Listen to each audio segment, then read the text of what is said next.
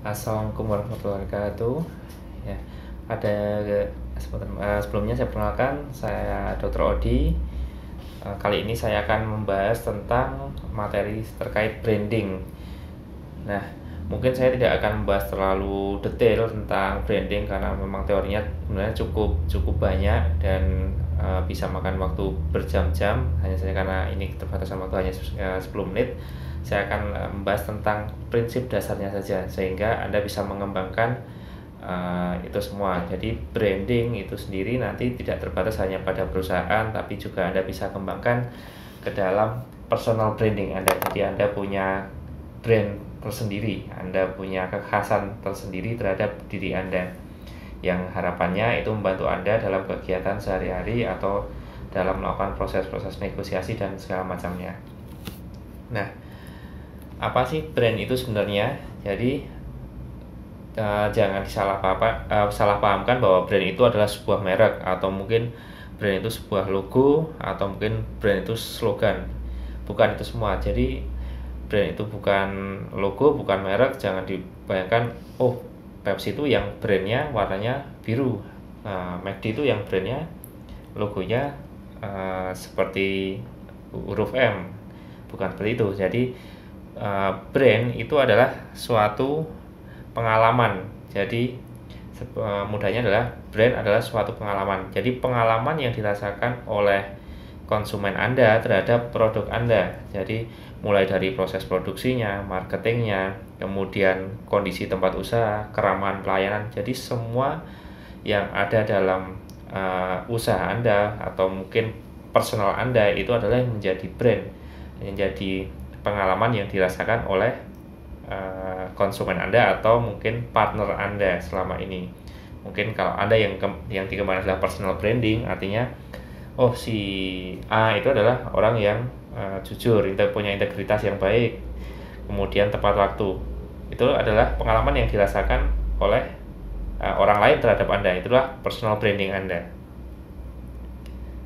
Jadi apa sih bedanya promosi dengan brand?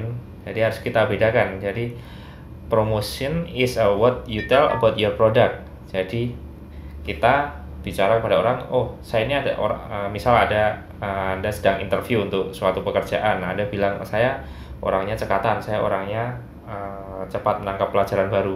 Itu adalah semacam promosi. Itu yang Anda katakan terhadap diri Anda. Tapi apakah itu personal branding Anda? Belum tentu. Karena brand is what people or consumer tell about your product. Apa yang orang katakan tentang Anda, atau apa yang orang rasakan tentang Anda. Jadi bukan yang Anda katakan tentang diri Anda, tapi apa yang orang katakan tentang diri Anda. Jadi penilaian orang atau penilaian kebanyakan konsumen Anda atau segmen Anda itulah yang akan membentuk brand Anda. Kemudian bagaimana membangun brand yang hebat? Seperti kita tahu ada istilah 5P dalam dunia bisnis, mulai dari produk, price, place, promotion, and people. Nah, apa yang harus kita maksimalkan? Ya semua itu tadi. Karena yang dialami oleh konsumen Anda adalah semuanya. Mereka ingin tahu proses produksi Anda, apakah itu barangnya bagus atau hanya pakai bahan yang ala kadarnya. Kemudian harganya bagaimana, kemudian tempatnya seperti apa, tempat layanan Anda misal jorok atau toiletnya bersih segala macam, itu yang akan membentuk brand di tempat Anda. Atau mungkin Anda orangnya yang suka suatu kebersihan, itu juga akan membentuk personal branding Anda. Kemudian people ini lebih pada untuk suatu usaha, artinya orang-orang di balik usaha Anda itu yang membangun karakter brand dari usaha Anda. Misal Anda mempunyai suatu perusahaan baik besar maupun kecil. Jadi orang-orang di belakang itulah yang membentuk brand. Makanya mungkin ada beberapa brand terkenal itu mereka tidak fokus menjual di barangnya. Mereka tidak fokus untuk promosi di barang yang mereka jual. Misal perusahaan GE itu mereka lebih fokus untuk mengeluarkan video-video atau teaser terkait kultural di perusahaan mereka, orang-orang di balik mereka, bagaimana mereka bekerja sama dalam suatu perusahaan, itu yang mereka fokuskan. Astra juga seperti itu, mereka tidak beberapa Astra Auto Parts itu mereka tidak fokus di barangnya. Misal kanvas rem dari Astra itu mereka orang ya taunya pasang kanvas rem, mereka tidak perlu tahu ini kanvas remnya Astra atau kanvas remnya tertentu, tapi mereka fokus di ini adalah suatu perusahaan besar sehingga semua produk yang ada di sini adalah produk yang berkualitas. Kultural kami adalah kultural yang terbaik. Nah, itu mereka yang ditonjolkan seperti itu. Jadi bukan barangnya. Jadi ketika ada logo atau merek Astra, mereka sudah tahu bahwa ini mesti barangnya berkualitas. Tidak perlu harus mencari info lebih lanjut lagi. Brand juga sama halnya dengan rekomendasi. Artinya ketika apa yang orang bilang tentang diri kita, itu juga apa yang orang rekomendasikan ke kita. Lebih banyak orang merekomendasikan ke kita atau usaha kita, atau orang bilang itu loh sama si aja kalau mau beli sesuatu karena barangnya jelas berkualitas, itu juga yang bentuk brand. Jadi apa yang mereka rekomendasikan, yang direkomendasikan itu juga membentuk suatu brand. Nah, sebagai satu contoh, misal saya akan memberikan suatu produk dengan perbedaan brand. Jadi sekali lagi brand adalah pengalaman yang dibentuk oleh 5P tadi. Misal ada suatu produk kopi hitam, sama persis kopi hitamnya, produksinya sama, tidak ada perbedaan sama sekali, tapi dengan diberikan kepada dua brand yang berbeda. Misal saya berikan dengan kemasan dengan logo Starbucks, kemudian ditaruh di kedai Starbucks, kemudian ditawarkan oleh seorang pegawai dengan seragam Starbucks yang kita tahu seragamnya rapi dan segala macam, harganya 50.000. Coba dibandingkan ketika kopi tersebut diberikan wadah dengan logonya kopi ruwet, istilahnya seperti itu, ditawarkan di pinggir jalan, kemudian yang menawarkan pedagangnya Kumal dengan harga 5.000. Apakah ada perbedaan pengalaman di keduanya? Pasti akan sangat berbeda. Nah, itu juga yang membentuk brand. Jadi ketika di harga 50.000 itu dianggap biasa saja karena memang brandnya sudah terbentuk. Dengan pengalaman seperti ini saya worth it untuk membayar 50.000. Nah, dengan 5.000 pun mereka juga merasa worth it karena ya pengalaman mereka ya ini mereknya nggak jelas, di tang pinggir jalan yang jualan juga kumuh. Artinya ya worth it-nya ya harga segitu, padahal produknya sama persis. Nah, itu yang dinamakan brand. Itu yang harus terus diciptakan. Jadi dengan kata lain, Starbucks memberikan rekomendasi ke konsumen bahwa kopi tersebut berkualitas. Jadi Starbucks itu secara tidak langsung logonya itu memberikan rekomendasi, ini loh kopi yang berkualitas.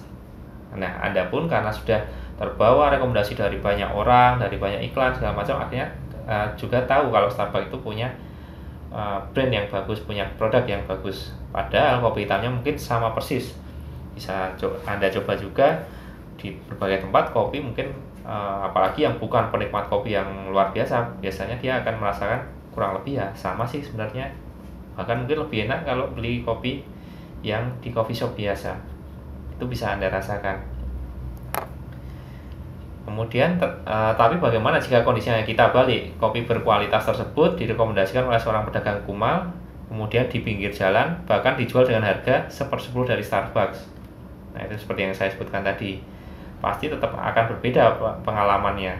Jadi sekali lagi, brand itu bukan salah satu dari komponen 5P tadi, bukan hanya sebatas produknya, tapi juga place-nya, tempatnya seperti apa, promotionnya seperti apa, people atau orang yang bekerja di balik itu, ya, tadi yang pedagang Kumal sama yang dengan seragam Starbucks, pasti sensasinya akan sangat lain. Orang yang minum pun pasti akan lebih bangga ketika bisa minum di kedai Starbucks daripada kedai coffee shop kecil di pinggir jalan.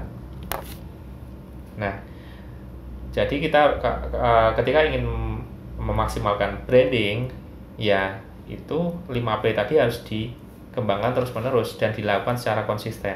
Tidak bisa hanya gencar promosi di awal tapi turun setelah itu, atau hanya gencar promosi ketika mereka masuk ke tempat kita ternyata tidak sesuai dengan promosinya, produknya atau kualitasnya jauh di bawahnya. Nah itu akhirnya brand juga akan hancur sendiri. Jadi brand itu persatuan antara semua itu tadi. Nah, brand seperti saya bilang tadi adalah pengalaman. Sekarang dibayangkan ketika Starbucks itu menjual gudeg. Nah, belum ada satupun konsumen yang punya pengalaman memakan gudeg di Starbucks. Artinya apa? Starbucks mempunyai brand hanya sebatas brand di kopi.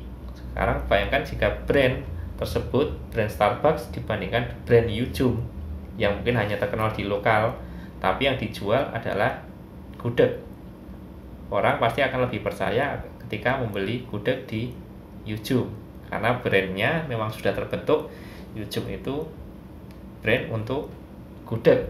Nah itu yang harus dipahami, meskipun kita sendiri tahu bahwa belum tentu gudegnya YouTube itu lebih enak, tapi brand yang terbentuk oleh brand YouTube itu sudah jauh lebih besar daripada produknya itu sendiri. Jadi karena YouTube dari dulu sudah konsisten membesarkan brandnya, akhirnya orang akan tahu dengan sendiri. Nah di sini yang akan saya jelaskan adalah di Raisa itu sendiri kita juga mengembangkan brand bahwa Raisa itu adalah suatu layanan kesehatan yang memang fokus di vaksinasi, meskipun mungkin 1-2 pasien ada yang harus kita layani untuk pemeriksaan kesehatan karena kami selaku tenaga kesehatan tidak boleh menolak pasien sakit, meskipun hampir 100% pasien kami adalah pasien vaksin. Orang taunya Raisa itu ya klinik vaksinasi. Untuk klinik Raisa itu taunya ya klinik yang fokus di vaksinasi. Apalagi kalau di Jogja orang pasti udah tahu Raisa itu adalah tempat layanan vaksinasi yang sudah dikenal lama. Jadi kami pelopor untuk klinik vaksinasi. Artinya ketika partner membawa nama Raisa, ketika dia menyarankan sesuatu, bisa menyarankan untuk vaksinasi, mereka akan lebih mudah percaya dibanding kalau Anda hanya menyarankan untuk vaksinasi tapi tidak jelas tempatnya di mana. Mungkin sekian dari saya untuk materi branding pada partner. Semoga bermanfaat. Wassalamualaikum warahmatullahi wabarakatuh.